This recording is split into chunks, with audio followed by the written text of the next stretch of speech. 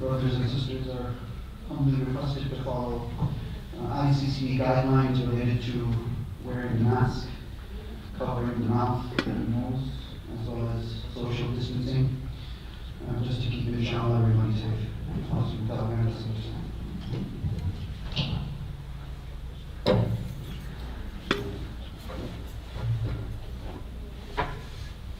Allahu Akbar, Allahu Akbar. Allahu Akbar, Allahu Akbar. أشهد أن لا إله إلا الله. أشهد أن لا إله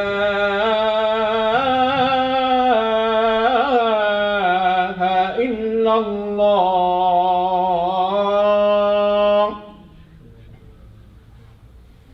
أشهد أن محمدا رسول الله.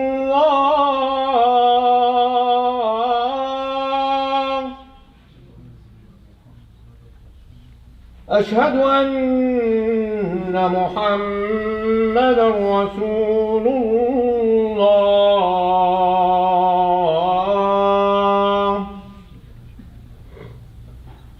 حي على الصلاة.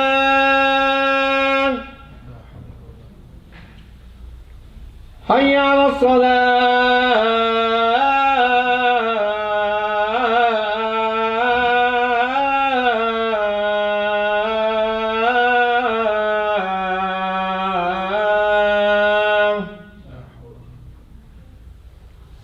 حي على الفلاح.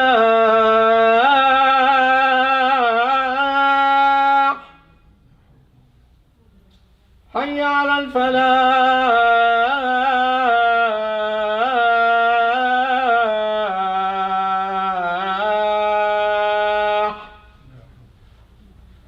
الله أكبر،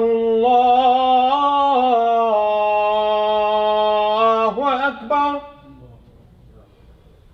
لا إله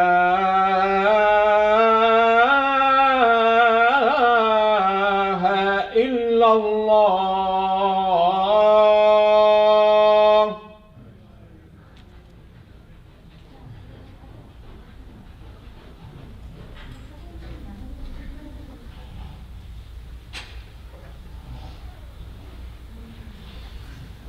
الحمد لله. الحمد لله الأكرم الذي خلق الإنسان وكرم وعلمه من البيان ما لم يعلم، فسبحان الذي لا يحصى امتنانه باللسان ولا بالقلم. ونشهد أن لا إله إلا الله وحده لا شريك له، ونشهد أن سيدنا مولانا محمدا عبده ورسوله الذي أوتي جوامع الكلم وكرائم الحكم ومكارم الشيم صلى الله عليه وسلم وعلى آله وأصحابه نجوم طريق الأمم. أما بعد، فقد قال الله عز وجل في كتاب العزيز بعد أعوذ بالله من الشيطان الرجيم. بسم الله الرحمن الرحيم. يا أيها الذين آمنوا إذا تداينتم بدين إلى أجل مسمى فاكتبوا. صدق الله العظيم. وقال رسول الله صلى الله عليه وسلم في حديثه: المسلم من سلم المسلمون من لسانه ويده، أو كما قال عليه الصلاة والسلام. Respected brothers, sisters, elders, those esteemed listeners at home, the longest verse of the Quran, this verse is termed as Ayah al-Mudayana. Ayatul Mudayana.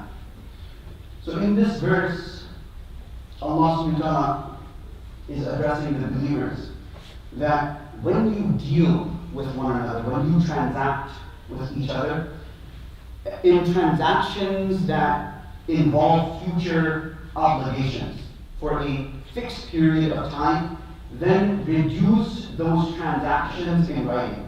Let a scribe write down fairly, as it is between two parties, and the scribe should not refuse to write as Allah has taught him how to write, so let him write. This ayah, the scholars of tafsir, the exegists of the Quran, they have termed this ayah, this verse, as ayatul dayana. This is considered the longest verse in the entire Quran. And suffice to say that because it is the longest verse in the Quran, obviously it deals with huquq al-ibad. It deals with rights of others. And Allah subhanahu wa ta'ala and the Prophet sallallahu alaihi wasallam, they gave due consideration when it came to the rights of other people. Now, what is the background of this verse? What was the cause of revelation for this verse? In the time of the Prophet sallallahu alaihi wasallam, most business dealings, they were conducted verbally.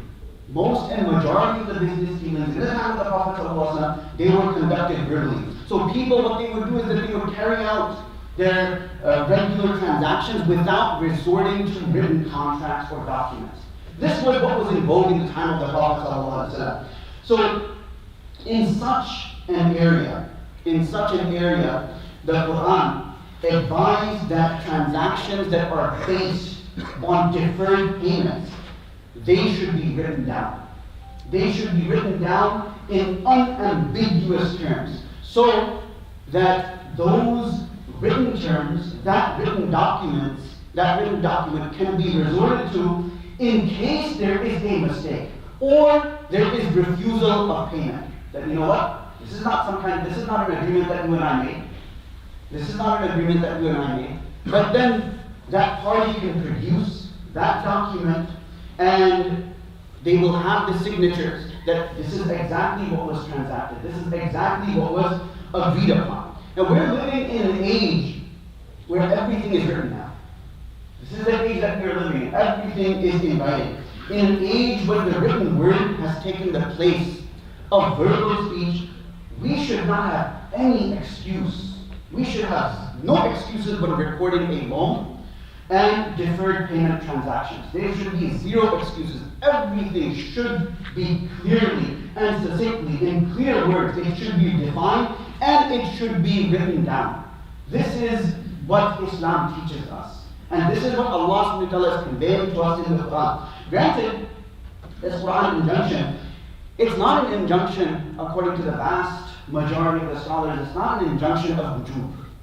It's not an obligatory injunction. Rather, it is recommendation. It is istihbab. It's related to desirability. But the importance of this particular verse can't be undermined for the slightest, especially in the time and age of moral decline. This is the time and age of moral decline, when ethics continue to decline, when adab and etiquettes continue to decline. So in this day and age, it is important that everything is written down when we are transacting. Any kind of transaction where it is related to deferred payment or is related to debt, loans, all of it should be written down. As such, we should keep in mind that all credit-based transactions, when it's related to money, it should be clearly defined, it should be written down, and not only that, but it should also be notarized. There should also be witnesses to both of these parties engaging in this kind of transaction. It's surprising that scholars have devoted just on being a notary public. So notary public, it's not something that just came up in this country. Notary publics, they were available even in the pre-modern era of Islam. So scholars, they devoted entire books just on how should one become a notary public, what are the adab and etiquettes of becoming a notary public, what are the responsibilities of the notary public. That what should he do? How should he put his signature on a document? So all of these things, these are rooted in Islam. Regardless of how insignificant the amount is. Sometimes you might think that, you know what? It's not that much. It's $100. So we might think that, okay, this is not something that we need to write down. No, absolutely it should be written down. The person whom I'm conducting the transaction with, whom this transaction is carried out with, it should be written down. Even if it's a small, paltry sum, it should still be written down. And this should be a habit for each and every single one of us, that writing down the details in an unequivocal manner. This is the hukum, this is what the Quran is encouraging us. Why? Because Islam, it preempts any type of argumentation, any type of quarrel, any kind of bickering. So when something is clearly written down, this will avoid quarrel, this will avoid bickering, this will avoid any kind of argumentation. This is the function of Islam, to see the problem before it exists, to address the problem before the problem even arises. So this is why you have scholars who devoted entire books when it came to transactions, when it came to the marketplace. So at times, we might shy away from writing a transaction because it's with my family. It's with someone who I have blood relations with. It's going to destroy our relationship. It will destroy our familial bond. It's a trusting. It's a trusting that, I have complete and 100% trust on any one of my family members. So this practice too is incorrect. This practice too is incorrect. We can't be like this, where we just say that, it's my family member. They want to pay me back. That's not an issue. So it's not about mistrusting the party. It's not about mistrusting the party. This practice of not writing down when it comes to our family members, when it comes to our close friends, this is unequivocally incorrect. And family members should not be offended by a request from a creditor who is from the family to write the transaction down. There should be no offense taken, because we should remind ourselves that this is the command, this is the encouragement of Allah subhanahu wa ta'ala, and this is what the Prophet this is what the Prophet advised. So it's not about mistrusting. It's not about that we don't trust our family member. Rather, it's merely a way of making sure not to commit mistakes in the future and to avoid potential argumentation and disputes. This is the function and this is the purpose. So it doesn't matter who we are lending our money to. It doesn't matter that what kind of debt we are taking. It could be a small debt, it could be a paltry sum, but it should be recorded, it should be written down. The simple reason, and it's very clear that the vast majority of money-related disputes, you and I both know this, the vast majority of money-related disputes, it's between family members and close friends. It is between family members and close friends. The simple reason behind this is that neglect that takes place in terms of clarifying dealings between closely related people. That they're not clear, they're not upfront. So someone lends money to someone. I received a case where someone lent money to someone in dollars.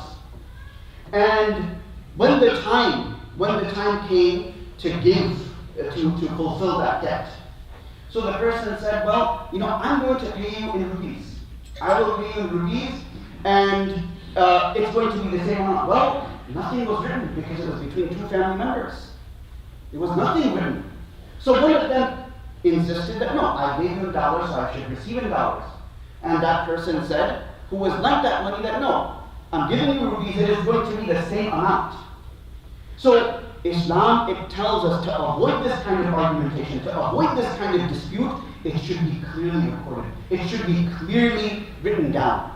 That what exactly was the fulfillment method. That how exactly am I supposed to fulfill that amount that was given to me? That was given to me as a loan. That was given to me as a debt. And this will save us from a lot of heartache. So we don't have to argue with our family. It's related. You and I have heard this often. That yes, we should be as brothers. We should be a close-knit community, and more so with our family. More so with our family. Our family has hukuk over us. They have a responsibility over us. And family should be close-knit. But when we are transacting with each other, we should transact as strangers. We have often heard this. that we should transact as strangers. And this should be taken to heart, and we should not feel offended when we tell a family member that, you know what, yes, I'm lending you this small amount, but it should be recorded. It should be recorded, and there should be a witness to see exactly what are the terms of repayment. And in this way, this will save a lot of argumentation. This will save us from bickering and engaging in any kind of strife. Because as I said, the vast majority of money-related issues, they are between family members. They are between family members, and they are between close friends. So yes, we should treat our fellow human beings with love and courtesy, but in monetary matters, everything should be clearly outlined. It should be very clear, it should be explicit. There should be no ambiguity in what we are writing, what we are recording. Even if one takes a loan from any member of our family, be it our father, be it our mother, that too should be written down clearly, and the document should be signed. If this is done, then many of the problems that occur in our families that are related to money, those issues will disappear. So if we have lent in dollars, then it should be clearly defined that I want to receive back in dollars. If we have lent an amount in gold, then that too should be defined, that I want to be repaid in gold. If in rupees, if in pounds, doesn't matter the currency. We should clearly mention and specify in that document that this is how I want to be repaid. We often hear about disputes in Muslim communities related to properties and inheritance. Properties, inheritance, money, and inheritance. This too has become a problem in our communities. The primary reason behind these things is that things aren't unequivocally recorded. They're not written down. Not being careful in our financial dealings has destroyed relationships, families, and close friends. If a father and son, if they open a business, let me paint you a picture over here. If a father and son open a business, everything needs to be clear as to who owns what. At that time, when a person asks, when a third person asks, who does this business belong to? So the father will say that, oh, it belongs to us. What exactly does that mean, us? What does that mean? I mean, are we talking about 50-50? The son is asked that, who does this business belong to? Oh, it belongs to us. It belongs to our family. It belongs to our family. So, what is the status of the son if he's doing all of the legwork? What is the status of the son if he's doing all the legwork? Is the son an employee or is he a partner? If the son is an employee, then the rules of mudaraba will apply. If the son is an employee, then the rules of mudaraba will apply, where one person is financing and the other person is doing the legwork. If a partner, then the rules of musharaka will apply, where both of them are partners based on the percentage that they have invested. But what happens is that the father dies, and then the son assumes control over the entire country and decides that, you know what, I don't want to give my share to anybody because I did the majority of the legwork. The father is the one who invested, but I did the legwork. I put in all of the effort. I put in all of the time. So I'm not entitled to share any amount of what this company is worth. And this leads to problems. That now you have these families coming into Darul Iftah. They come into Darul Iftah and they start complaining that this is the situation, this is what happened. When it is asked, when the question is posed, well, was anything written down? Was anything defined? Was anything clarified? No, we have no such document. Because it's amongst families. It's between families. Why should we write it down? Why should we write it down when we are all related? Islam is very clear in mu'amalat. Islam is very clear in our mu'amalat. There are rules to borrowing money. There is rules to repaying a loan. There is rules to earning halal. And the Quran, you have ayat devoted to these purposes, devoted to these topics. So it's important when things are not delineated, when things are not clear. Right? This is what's going to happen. That when someone dies, then who gets what? This is a recipe for disaster. This is a recipe for disaster. This is how families are destroyed. And this is how families, they're not talking to each other for years on end because they're embroiled in a money-related dispute. And they can't get out of it because The sister thinks, well, my brother cheated me. The brother thinks, well, my father was not being fair.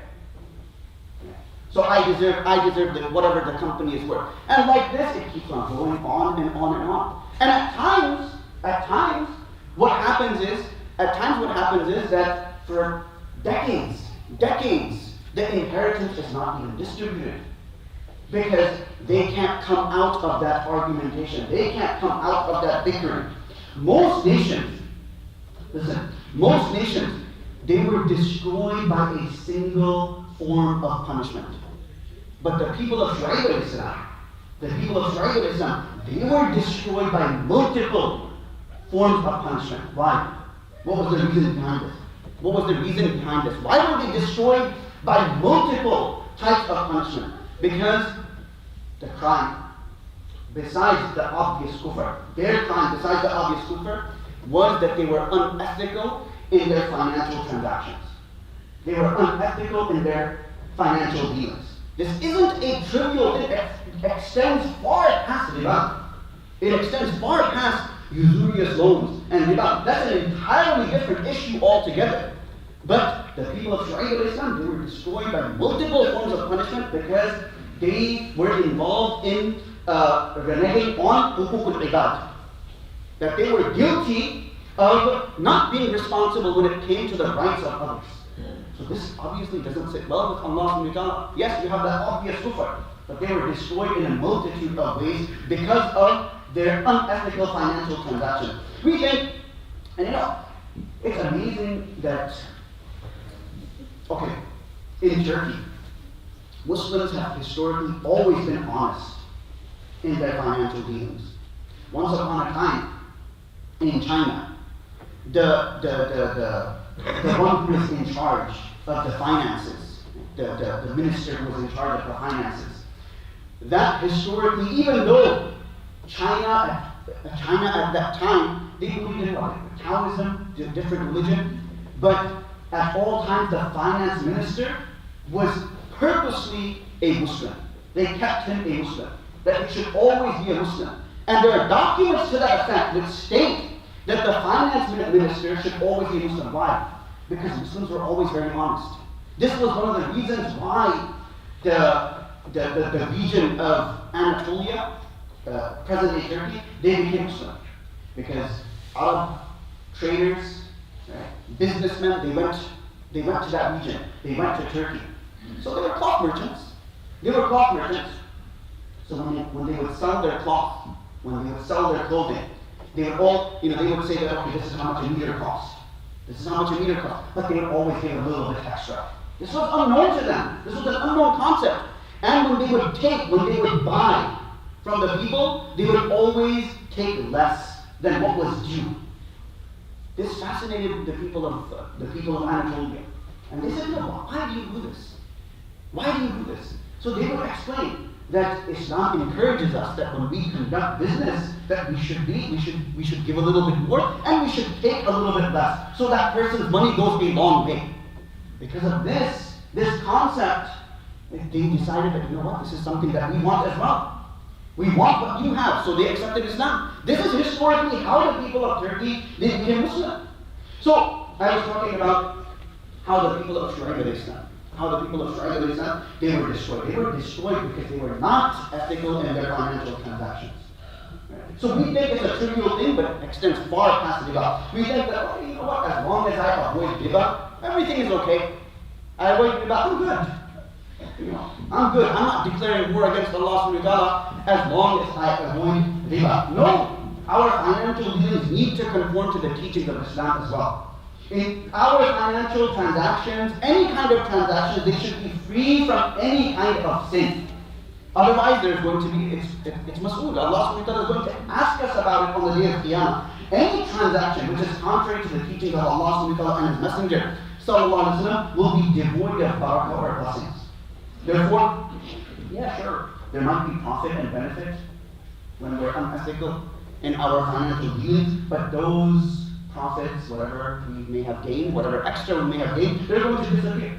The Prophet ﷺ mentioned in hadith that, and it's implied, that the seller and buyer, they have a right to keep or return the goods until they part. So when there's a buyer, when there's a seller, they have a right to keep or return the goods until they part. And if both parties, they spoke the truth in this engagement of buying and selling, and they describe the commodities accurately, then they will be blessed in that transaction. But if they told lies, they were deceptive, they hid something, then the blessings of that transaction is going to be lost. Similarly, the Rasulullah mentioned another hadith. Taking false oaths, it improves the sales, but it eradicates the blessings. So we might say, Wallahi, it's alright. I swear by God, this is an amazing commodity, this is an amazing product. And we might make the sale. But we are deceptive. It's going to eradicate all of the blessings. The Prophet ﷺ commanded that we should be transparent in our transactions. Nothing should be hidden. Everything should be up front. If hidden, what is it called? This is called gharar. If something is hidden, it is called gharar. The Prophet ﷺ prohibited transactions with any element of ambiguity, any element of gharar. The Prophet ﷺ mentioned in the hadith that whoever sells a defective commodity without disclosing shall incur the wrath of Allah subhanahu wa ta'ala. Any commodity that is sold without disclosing the defects within that commodity, that person is going to incur the wrath of Allah azza wa jalla. Mu'amalat, this is part of our deen.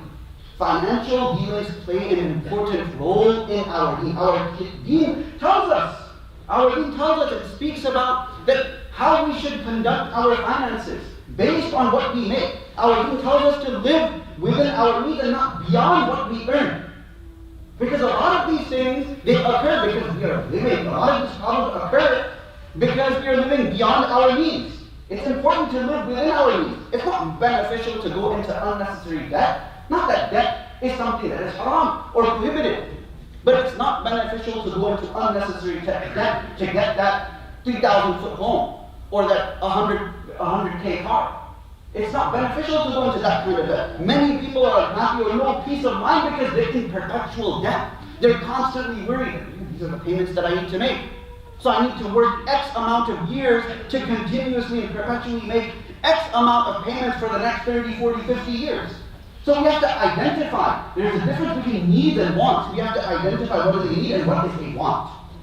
We have to identify what do they need or what do they want. We might want something, but we really need it. We might want something, we really need it. I don't have to have the latest Jordans.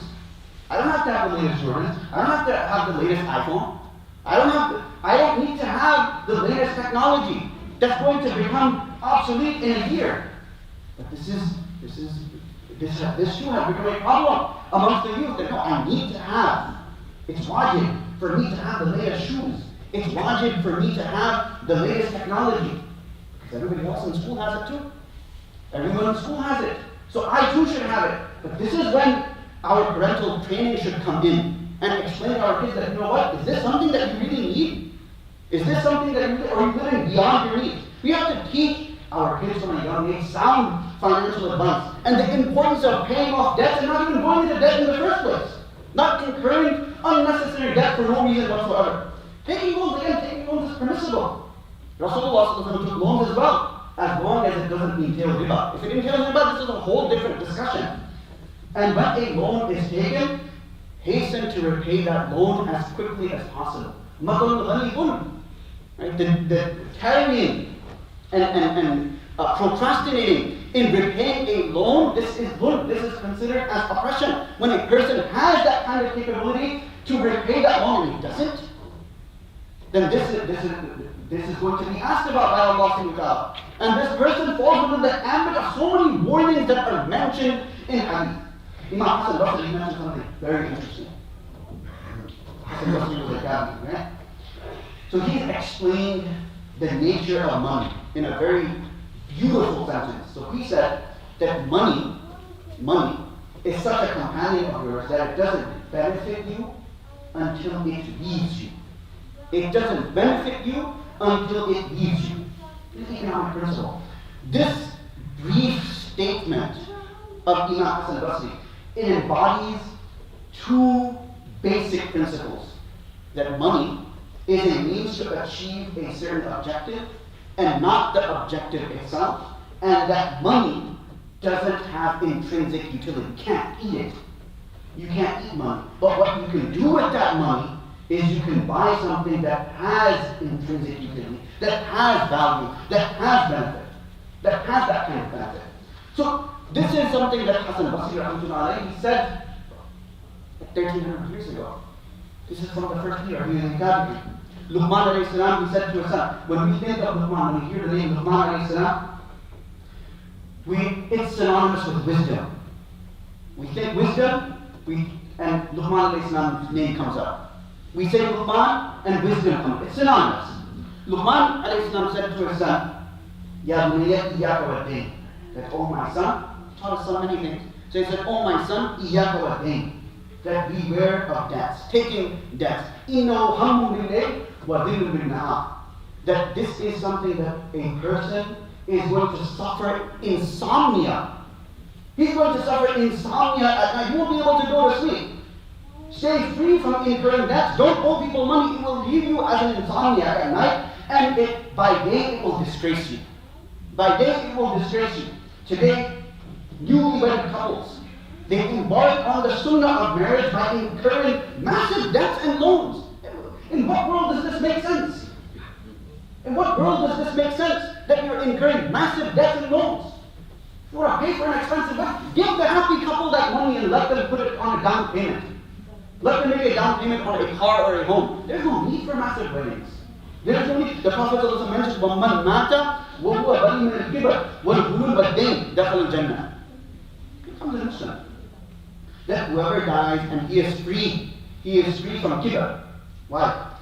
Kibr, ghulul, and dayn, and debt. That person will enter paradise. So, kibr, arrogance, pride, our anger at times gets us into problems. Our pride keeps us there. Our anger gets us into problems, but our pride keeps us there. It's true. This is true. So the Prophet ﷺ said that that whoever dies will believe in kibr, and he is free of kibr, he is free of arrogance, he is free of pride, he is free of ghulul, he is free of ghulul, deception. But then he is free of debt, then that person will enter paradise. So if we are in that position where we have had an argument with someone, okay, no problem. But at that time, if our pride is holding us back from apologizing, then this is problematic. Take a back step and apologize. We are going to lose nothing, but we are going to gain everything.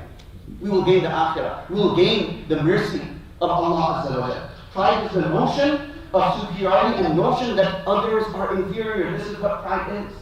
This is the definition of pride. Ghulul is deceitful in trust. That we are deceitful in our trust. If something has been entrusted to us,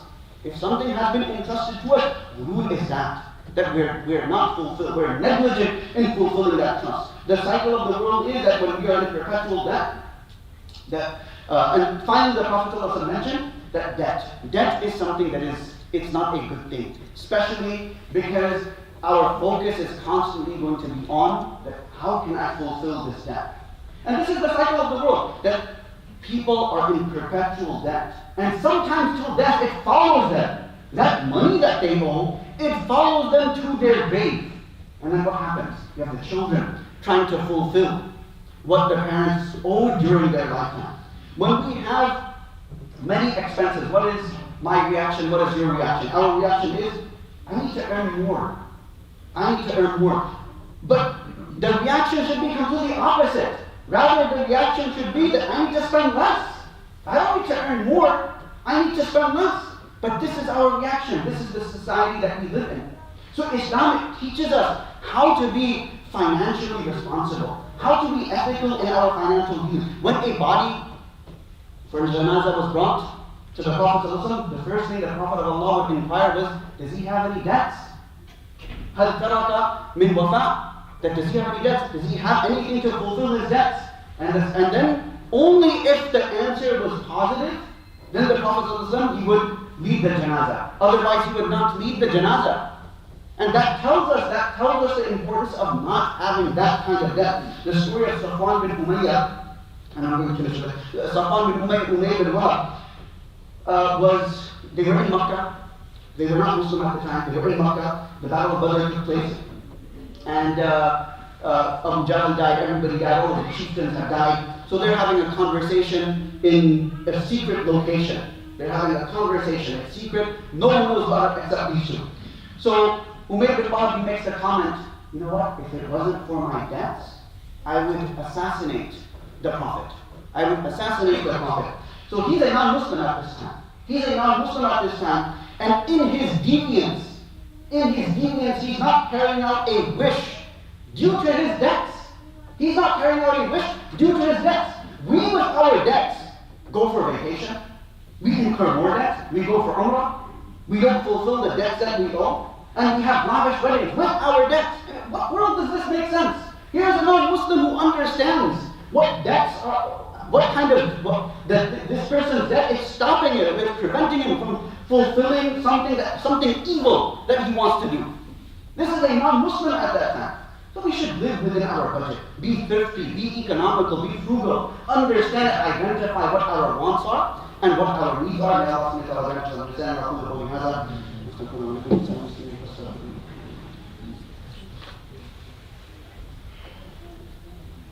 إن الحمد لله نحمده ونستعينه ونستهديه ونشكره ونعوذ بالله من شرور أنفسنا ومن سيئات أعمالنا من يهده الله فلا مضل له ومن يضلل فلا هادي له والصلاة والسلام على سيدنا محمد بن عبد الله وعلى آله وصحبه والاه أما بعد عباد الله فإني أوصيكم ونفسي بتقوى الله الذي قال في محكم كتابه يا الذين آمنوا قوا أنفسكم وأهليكم نارا وقودها الناس والحجارة عليهم ملائكة غلاظ شداد لا يعصون ما أمرهم ويفعلون ما يأمرون واعلموا أن الله أمركم بأمر عظيم أمركم بالصلاة والسلام على النبي الكريم فقال إن الله وملائكته يصلون على النبي يا الذين آمنوا صلوا عليه وسلموا تسليما اللهم صل على سيدنا محمد وعلى آل سيدنا محمد كما صليت على سيدنا إبراهيم وعلى آل سيدنا إبراهيم إنك حميد مجيد يقول الله تعالى يا أيها الناس اتقوا ربكم إن زلزلة الساعة شيء عظيم يوم ترونها تذهل كل مرضعة عما أرضعت وتضع كل ذات حمل حملها وترى الناس سكارى وما هم بسكارى ولكن عذاب الله شديد اللهم يدعونك فاستجب لنا دعانا فاغفر اللهم لنا ذنوبنا واسرافنا في امرنا اللهم اغفر للمؤمنين والمؤمنات الاحياء منهم والاموات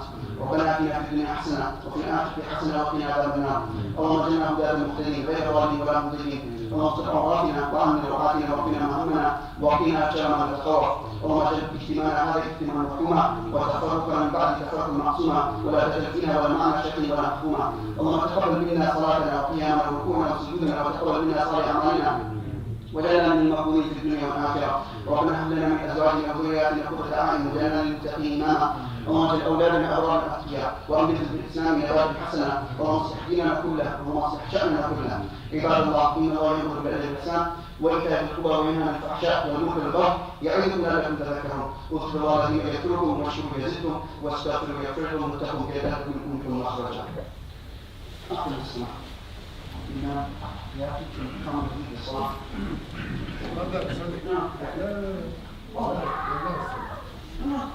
الله أكبر الله أكبر أشهد أن لا إله إلا الله أشهد أن محمدا رسول الله حي على الصلاة حي على الفلاح قد قامت الصلاة قد قامت الصلاة الله أكبر الله أكبر لا إله إلا الله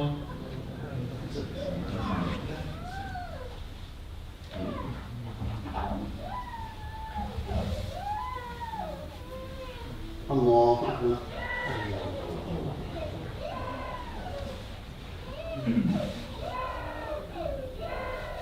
الحمد لله رب العالمين الرحمن الرحيم مالك يوم الدين إياك نعبد وإياك نستعين اهدنا الصراط المستقيم صراط الذين أنعمت عليهم غير المغضوب عليهم ولا الضالين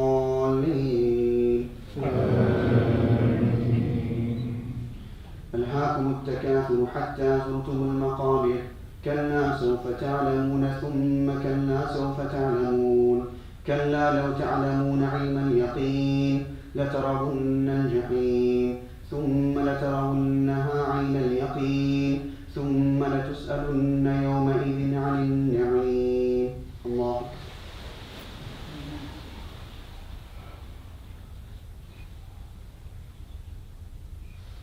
سمع الله لمن حمده الله أكبر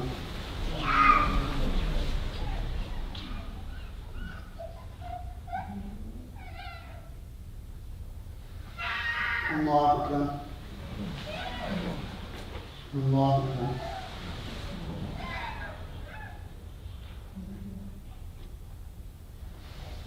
الله أكبر.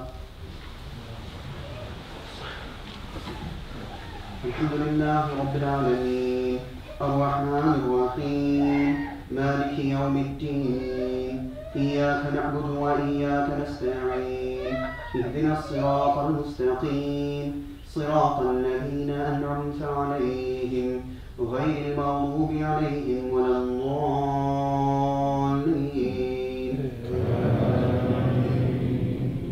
والعصر إن الإنسان لفي خسر إلا الذين آمنوا وعملوا الصالحات وتواصوا بالحق وتواصوا بالصبر. الله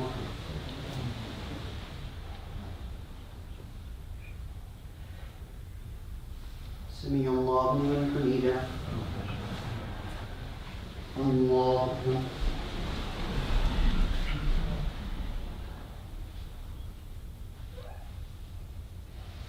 الله أكبر. الله أكبر.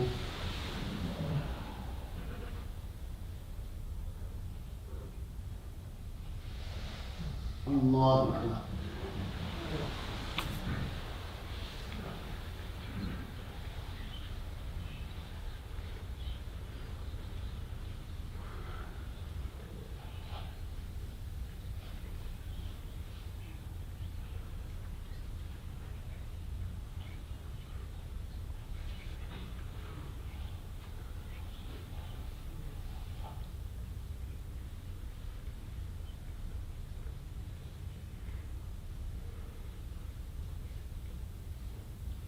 السلام عليكم ورحمة الله. السلام عليكم ورحمة الله. السلام عليكم.